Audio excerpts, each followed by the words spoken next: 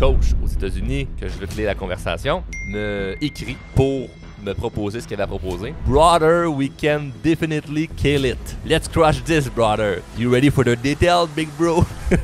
C'est pas juste une question de compétence. C'est pas juste une question d'attestation ou de diplôme. C'est une question de le fit que tu as avec la personne. T'es pas sûr à quel point tu vas pouvoir m'aider, tu sais. Comment avec un message, un texto, tu peux être autant convaincu que tu peux m'aider? Moi, je vais aller dépenser des gros montants par mois pour peut-être être déçu parce que tu as mal fait ta job. Ce qui est dommage dans cette industrie-là, c'est qu'il y a beaucoup de gens qui en ont rien à cirer, que ça t'aide ou pas.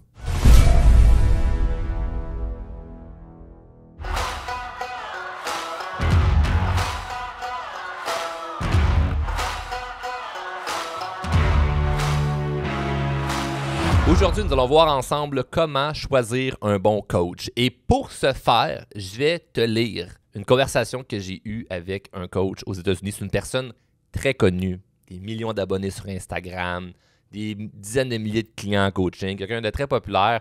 Et je vais te lire la conversation qu'on a eue ensemble parce que je pense que c'est important de comprendre certaines nuances puis d'avoir un contexte à travers, oui, c'est quoi le coaching, puis pourquoi je devrais avoir un coach. Mais une fois que ça c'est décidé, là, mais une fois que c'est comme, oui, je sais qu'il y a des gens qui peuvent m'aider puis j'ai envie d'aller de l'avant avec quelqu'un, comment je peux faire pour trouver la bonne personne pour moi?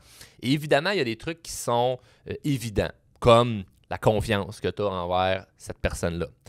C'est clair qu'il faut bâtir un lien de confiance. Puis je sais qu'il y a des gens qui vont dire, oui, Charles, évidemment que c'est évident, sauf que des fois, tu peux te faire référer quelqu'un, genre ton cousin te dit, ah, lui, ce gars-là, il pourrait peut-être t'aider, ou elle serait bonne pour gérer telle affaire avec toi.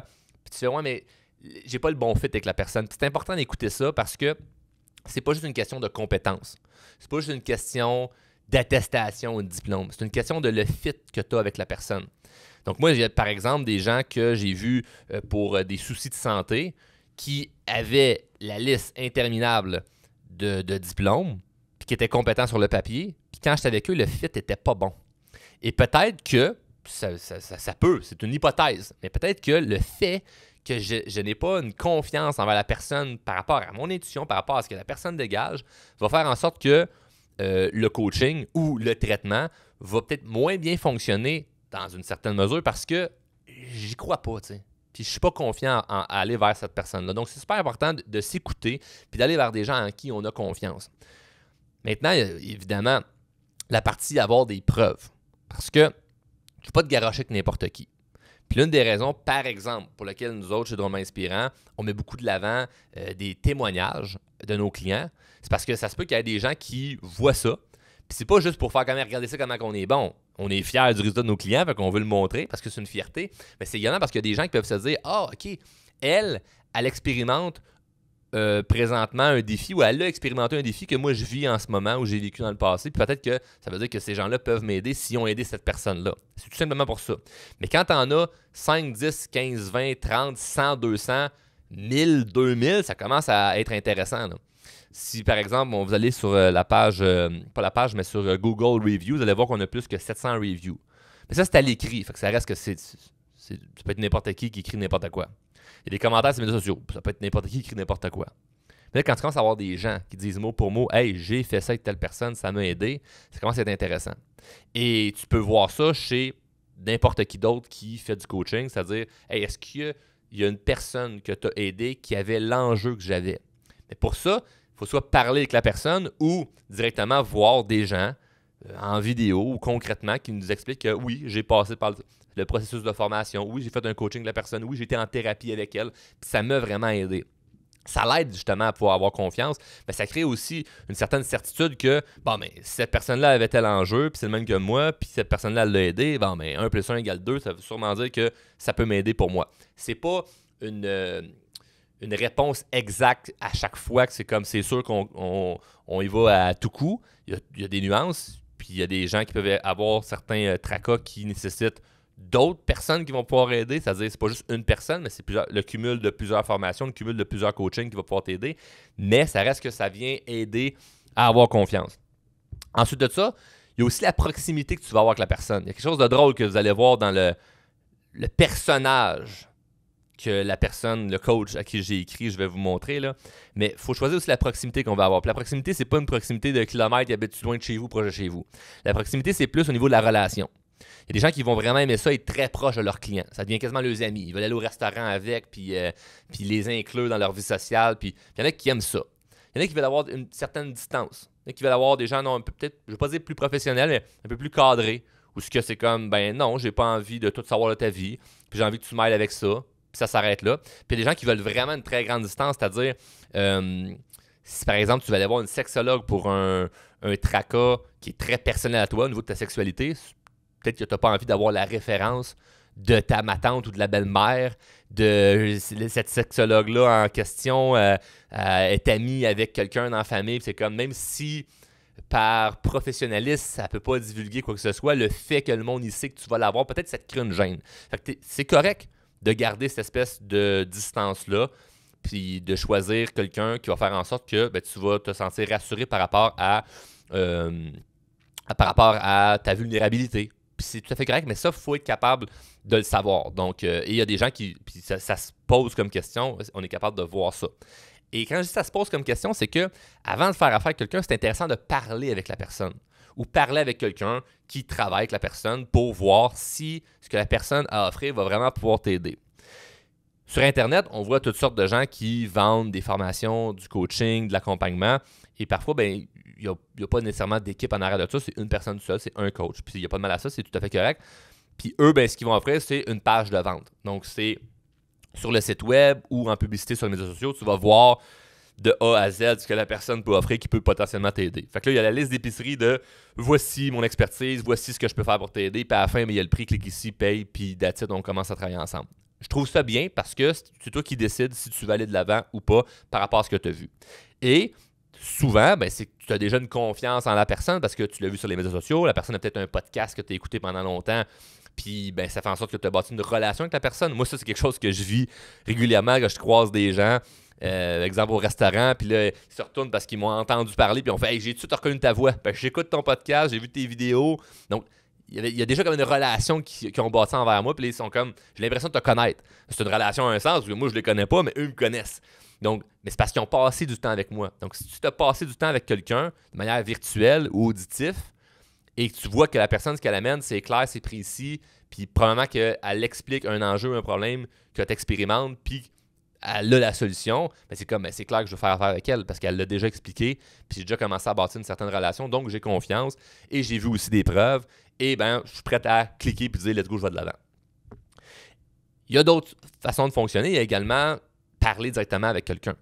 Moi, dans les coachings que je prends, c'est-à-dire je n'achète plus des coachings à 150-200$, je me paye des gros programmes, je me paye des coachings, de l'accompagnement avec des gens où ça coûte cher. Puis je suis pas gêné de le dire parce que c'est une réalité. Je ne veux pas faire comme je vais être humble puis le cacher. C'est comme non, j'investis massivement dans mon développement, autant professionnel que personnel. Est-ce que je dis que tout le monde devrait faire ça? C'est pas ça le point. L'idée, c'est avant de donner un gros montant d'argent à quelqu'un, tu as envie de savoir si ça va fonctionner. Et pour moi, le gros montant, v'là 10 ans, c'était 100$. Fait que je voulais être sûr de rentabiliser mon investissement par rapport à un coaching ou une formation que j'allais prendre.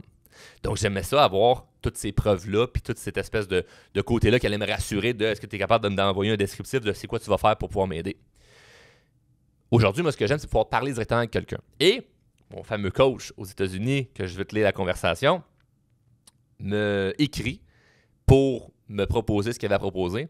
Puis je vais décortiquer avec toi le message parce que je pense que c'est important de voir en arrière de ça tout le contexte puis l'idée de comment tu sélectionnes vraiment quelqu'un qui va pouvoir t'aider. Parce que moi, la personne, je l'ai vu sur mes médias sociaux, millions de followers sur Instagram, millions de vues sur YouTube, podcast avec millions d'auditeurs, c'est gros ce qu'il fait. C'est plus du coaching pour business. Donc, j'envoie un message, il me répond pour me dire « Hey, j'ai reçu ton application sur mon site web, tu voulais me parler. Parle-moi un peu plus de tes objectifs puis de ce que tu as envie de réaliser. » Comme, bon, génial, c'est parfait. C'est comme, il me pose une bonne question. C'est quoi tes objectifs? C'est quoi tu veux réaliser? Fait que moi, je lui envoie quand même en détail parce que ben, je suis habitué puis je comprends comment ça fonctionne. Fait que je fais pas juste dire « Hey, salut, j'aimerais ça faire plus d'argent que ma business. » C'est comme « OK, mais encore. » C'est comme quelqu'un qui me dit « Ouais, Charles, moi, j'aimerais ça avoir plus confiance en moi. » C'est comme « OK, cool, parfait, mais encore. » C'est comme « Pourquoi? Qu'est-ce que ça va faire avoir plus confiance en toi? » Il faut aller chercher des détails. Quelqu'un de professionnel va te poser des questions pour que tu rentres dans des détails. Fait que là, moi, j'y donne tout cru dans la bouche. Je fais comme « Hey, j'ai tel genre d'entreprise, j'ai tel âge, je fais tel chiffre d'affaires, j'ai tant d'abonnés sur les médias sociaux, je suis au Québec, donc dans un marché francophone, mais voici comment je fonctionne dans toute mon entreprise, X nombre d'employés, puis voici c'est quoi que je veux atteindre comme objectif avec mon entreprise pour la prochaine année. Je sais mon nom. Personne ne me répond. Je vais le lire en anglais, je trouve ça drôle. Puis c'est son style, OK? Fait qu'on aime ou on n'aime pas. Il y a différents styles. Je dis, comment choisir un bon coach? Tu y vas avec un style que t'aimes.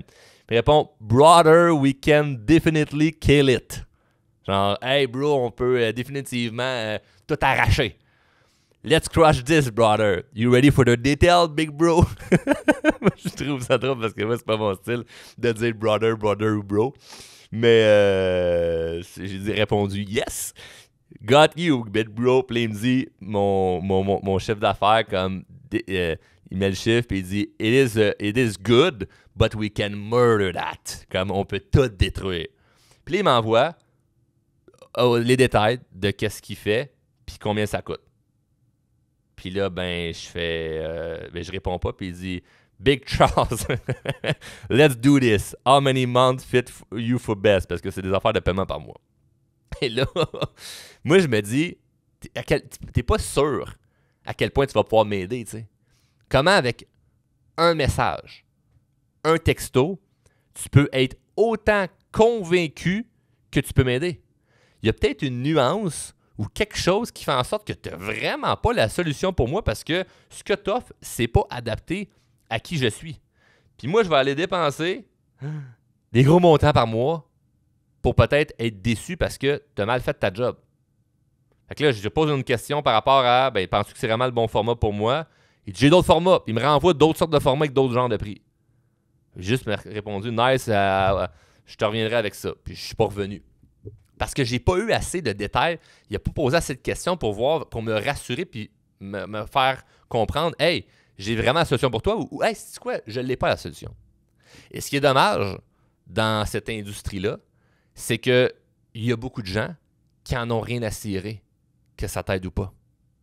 Ils feront pas un grand détail de « Hey, lis ça pour s'assurer que ça rentre dans ce que tu as besoin. » Puis écoute la vidéo explicative qui va dire « Voici si c'est bon pour toi, ça te parle. Puis si tu es comme ça, comme ça, comme ça, ou tu souhaites ça, viens pas me voir parce que je pourrais pas t'aider. » Très peu de gens vont faire ça. Parce que ben, tout le monde est là pour partir une business. C'est pour faire quoi une business? Ben oui, pour aider du monde, mais aussi faire de l'argent.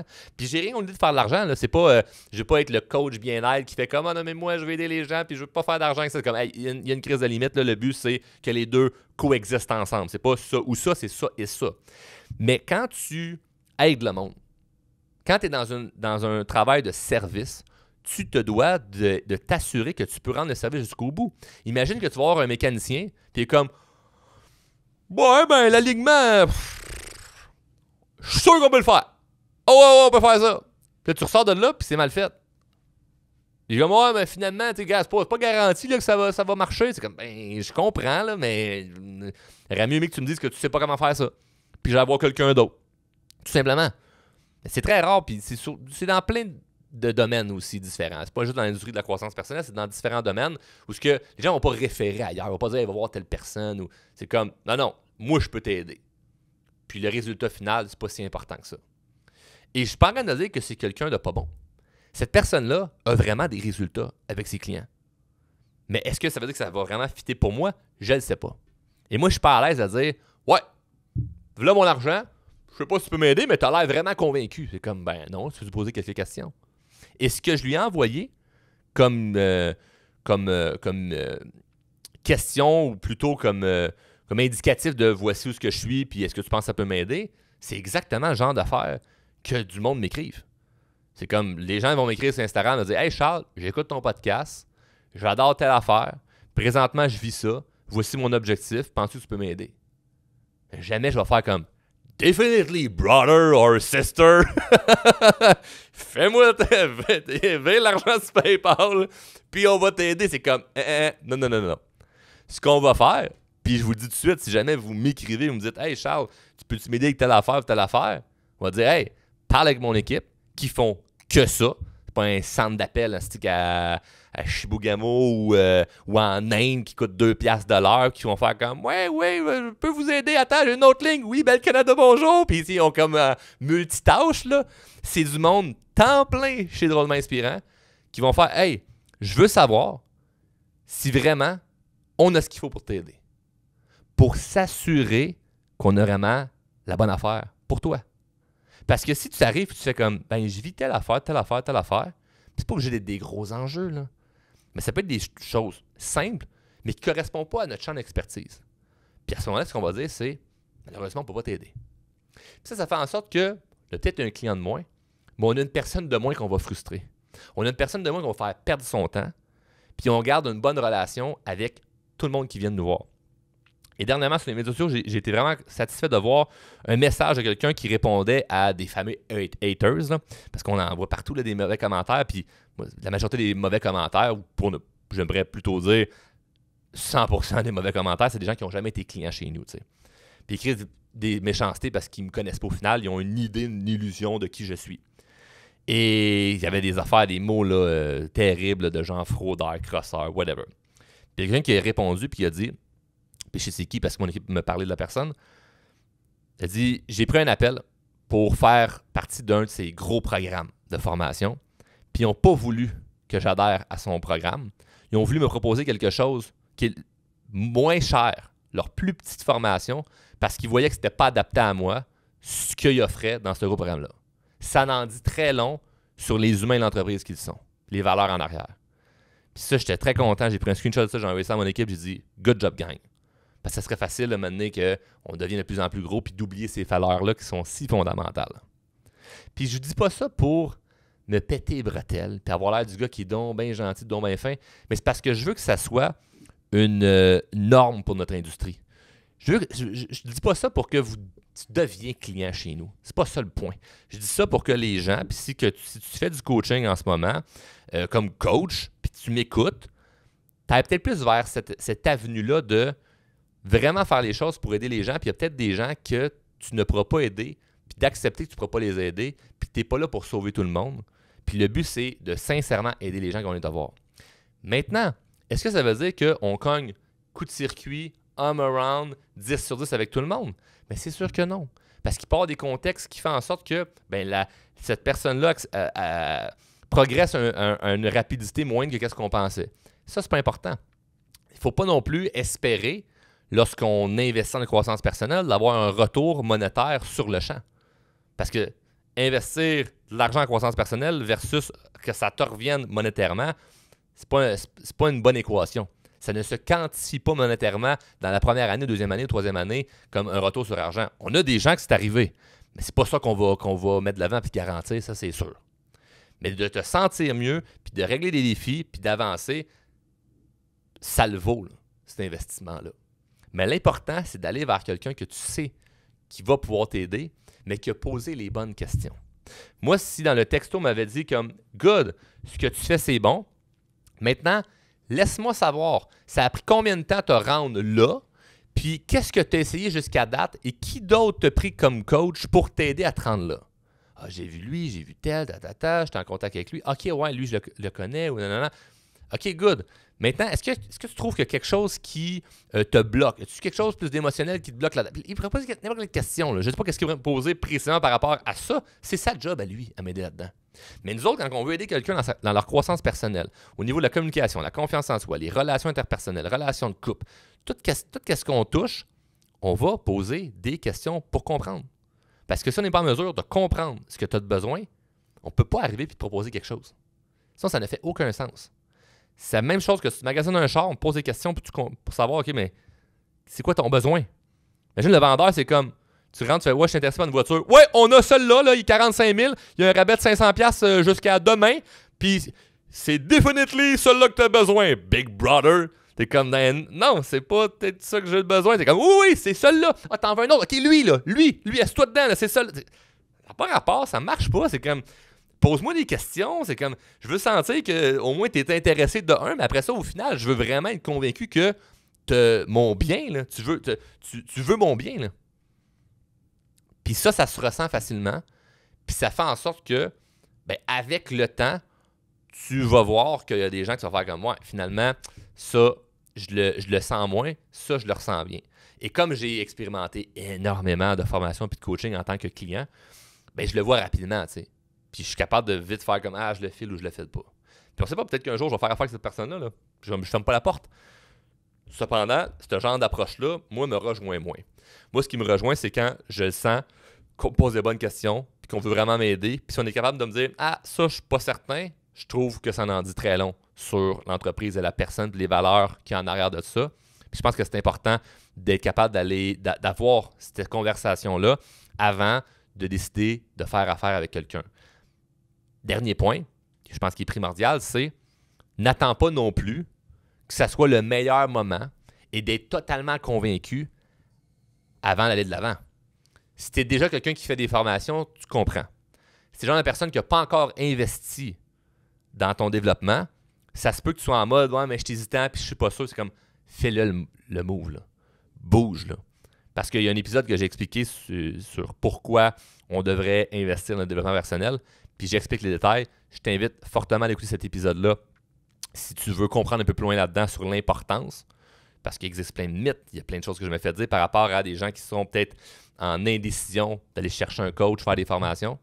Mais je pense que c'est super important d'écouter cet épisode-là. Bref, je vais te laisser là-dessus, je vais te laisser écouter l'épisode. Si jamais tu as obtenu de la valeur en écoutant cet épisode-ci, n'oublie pas les 2 règles du show qui sont redonne de la valeur si tu veux en chercher et surtout prends action avec ce qui fait du sens pour toi. Je te laisse là-dessus, je te laisse écouter l'autre épisode, puis on se dit à bientôt.